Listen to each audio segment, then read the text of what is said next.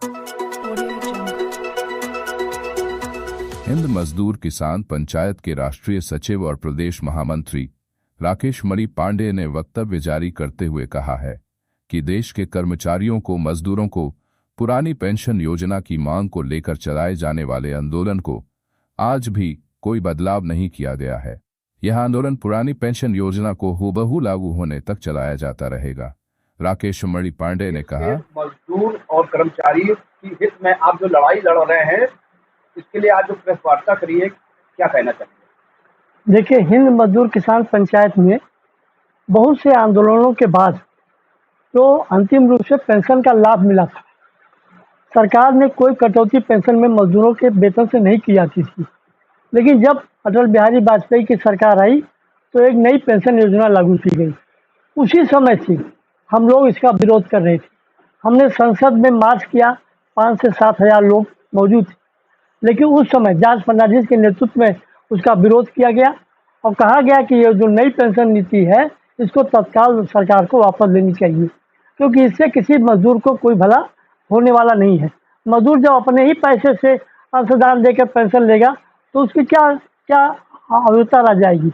लेकिन सरकार ने नहीं मानी और उस बात को तमाम श्रमिक संगठन, जो केंद्रीय संगठन है, उन लोगों ने भी उस समय मजाक उड़ाया था, हंसी की थी। कोई आंदोलन नहीं था। लेकिन जब उसके दुष्परिणाम अब सामने आने लगे हैं, तब उन लोगों को भी चेतना हुई कि नहीं, ये जो हम लोग हिंद मजदूर किसान पंचायत जो 92 से इस बात को शोर मचा रहा था और ये नई पेंशन नीति का विरोध कर रहा था, वो सही है। अभी सारे मंच के लोग आए, सारे ट्रेड यूनियन के लोग आए, लेकिन जब अभी सरकार से जो वार्ता हुई और मोदी जी के पक्षधर कुछ लोगों ने वहाँ बयान भी दे दिया कि हाँ, बहुत बढ़िया हो गया। क्या बढ़िया हो गया? सांसद 1 साल नौकरी करेगा, विधायक होगा, विधायक 1 साल के लिए होगा, उसको आजीवन पेंशन मिलेगी। हम 30 साल, 25 साल, 50 साल, 40 साल, 30 साल काम करें और उसके बाद 60 साल और 65 साल की रिटायरमेंट होने के बाद हमको उसका लाभ न मिले, ये क्या तरीका है? ये बहुत ही घटिया तरीका है और हिंद मजदूर किसान पंचायत इसका पूरा विरोध करती है। हम पुरानी पेंशन से कम मंजूर नहीं करती। जो लोग 50% और 30% पर समझौता करने की बात कर रहे हैं, हम उनका पुरजोर विरोध करते हैं। हमारे संगठन हिंद मजदूर किसान पंचायत और ऑल इंडिया जो भी और ट्रेड यूनियन के लोग हैं, हम उनको लेकर के इस आंदोलन को आगे बढ़ाने का काम करेंगे। हमारी रेल मजदूर यूनियन ने भी इसका कड़ा विरोध किया है। हम पुरानी पेंशन से कम क्यों पुरानी पेंशन नहीं दी जा सकती? पुरानी नई पेंशन के रूप में सांसदों को पेंशन दो, 1 साल काम करे, 1 साल का पेंशन दो। लेकिन नहीं, आप उनको बहुत सुविधाएं देंगे, टेलीफोन का बिल देंगे और भी तमाम हजारों लाखों रुपया है जिसका कोई औचित्य नहीं है, लेकिन वो सुविधा सांसदों विधायकों को दिया जाता है। इसलिए दिया जाता है कि उन्हीं से सरकार बनती और चलती है। कोई नहीं बोलता, विरोध में भी कोई नहीं है, कोई ये कहता भी नहीं है कि हम इस लाभ को नहीं लेंगे।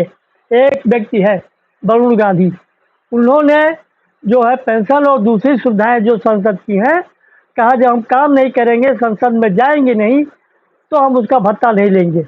लेकिन आज तमाम सांसद हैं जो केवल अटेंडेंस लगाने के लिए जाते हैं कि हमारा भत्ता न बढ़े। तनख्वाह तो अलग है और तमाम सुविधाएं हैं, लेकिन हम जो हमारी हिंद मजदूर किसान पंचायत की कार्यकारिणी है, राष्ट्रीय कार्यकारिणी है, इसने तय किया है कि हम पुरानी पेंशन योजना से कम पर कोई बात नहीं करेंगे। कुछ हैं सरकार के चापलूस जो बहुत खुशियां मना रहे हैं, अखबारों में विज्ञापन भी दे रहे हैं, वक्तव्य भी जारी कर रहे हैं कि हमने बहुत कुछ करा लिया। कब शुरू हुआ ये आंदोलन? कब शुरू हुआ? हिंद मजदूर किसान पंचायत ने सबसे पहले शुरू की। सबसे पहले पत्रक संसद में रैली, उसका अधिकार है, हमने किया। संसद में प्रस्ताव पास करके दिया कि हम पुरानी पेंशन को बदला ना जाए। लेकिन आज 2027 के चुनाव में आपका संगठन सरकार से क्या मांग करता है? बिल्कुल 2027 हो या उसके बाद जो भी चुनाव आते हैं, हमारा हिंद मजदूर किसान पंचायत ये मांग करता है कि पुरानी पेंशन से कम हम मंजूर नहीं करेंगे, नहीं तो नोटा दबाएंगे। संगठन में आप किस पद पे हैं? हम हिंद मजदूर किसान पंचायत के राष्ट्रीय सचिव हैं और उत्तर प्रदेश के महामंत्री हैं। लगभग इस संगठन में कितने लोग जुड़ चुके हैं? हमारे संगठन में पूरे हिंदुस्तान में अगर आप बात करें तो 13 लाख से अधिक है। उत्तर प्रदेश में 3 लाख से 4 लाख से के आसपास हमारी सदस्य संख्या है। तो हमारे चैनल के माध्यम से क्या कहना चाहेंगे, जो रिटायर हो जाते हैं उनको पेंशन नहीं मिलती है और दर दर के वो धक्के खा रहे हैं, किस तरह से उनके लिए हित में लड़ाई लड़ेंगे? दुर्भाग्यपूर्ण है, सरकार ने जो फैसला किया है वो 2025 से लागू करेंगे, ये भी एक बोनल कर दिया है। इस बीच में जो लोग रिटायर हो गए उनका क्या होगा? जिन लोगों ने इसको लागू करना चाहिए उसी समय से, जब से इन्होंने नई पेंशन योजना लागू की है, तब तो समझ में आता था, कुछ आइडिया के रूप में कर्मचारियों को मिलता। तमाम लोग 30 साल 32 साल 25 साल काम करने के बाद घरों में चले जाते हैं, पता लगा खाली हाथ आए तो खाली हाथ ही जा रहे हैं, कोई पेंशन नहीं। कटौती के पेंशन आप बताइए, असंगठित क्षेत्र में शर्म आनी चाहिए सरकार को भी। और भविष्य निधि के जो है 800 900 500, मैं क्या करूं? मैंने शहर अखबार में नौकरी करता था, मैं वहां से कंपनी बंद हो गई, मैंने भी पेंशन का अप्लाई किया, मालूम है 576 रुपये पेंशन आ रही। क्या मतलब है इसका? सरकार असंगठित क्षेत्र में जो लोग काम करते हैं, सरकार के गैर सरकारी और कम से कम हमारी मांग, हिंद मजदूर किसान पंचायत की मांग है, एक राष्ट्रीय पेंशन नीति बनाई जाए जिसमें सभी असंगठित क्षेत्र के लोग हो या कोई भी वृद्ध हो जिसकी आज 60 साल हो गई हो, उसको 7,500 रुपया पेंशन मिले, ताकि वो वृद्धा आश्रम की ओर ना जाए। कम से कम वो किसी के भरोसे पे ना रहे, वो बच्चों के भरोसे ना रहे।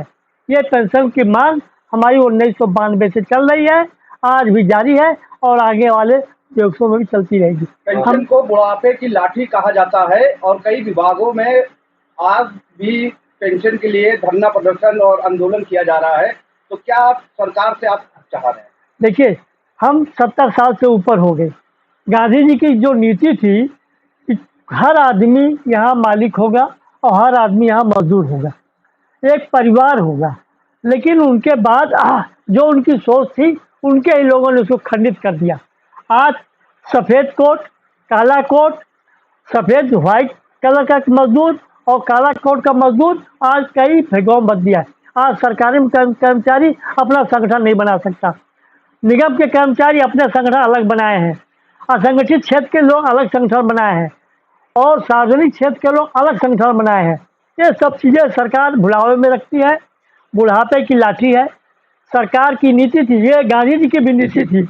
जब ये कानून बना था, पेंशन नीति जब लागू की गई थी, तब ये तय किया गया था कि इस तरह का पेंशन हम पूरे देश में आम जन तक पहुंचाएंगे। ये है, विधान में भी है, संविधान में भी लिखा है और पेंशन नीति की जो अवधारणा है उसमें भी ये कहा गया था कि क्यों सरकारी कर्मचारी नहीं रहेंगे, इसमें सारे वो लोग रहेंगे जिनकी उम्र 60 से 65 साल के बीच में हो जाएगी। लेकिन दुर्भाग्य है, वो लाठी सरकार छीन रही है। पेंशन नीति में कोई सुविधा नहीं। हम लोगों को वृद्धा में जो 60 साल से ऊपर के लोग थे, उन्हें रेलवे में 25% सुविधा दी जाती थी, वो भी खत्म हो गई है। तो सरकार की जो पूंजीवादी व्यवस्था है वही लागू हो रही है और केंद्रीय संगठन के जो पदाधिकारी हैं वो जानबूझ करके सरकार के पक्ष में खड़े हैं और मजदूरों का शोषण में सहायक हो रहे हैं।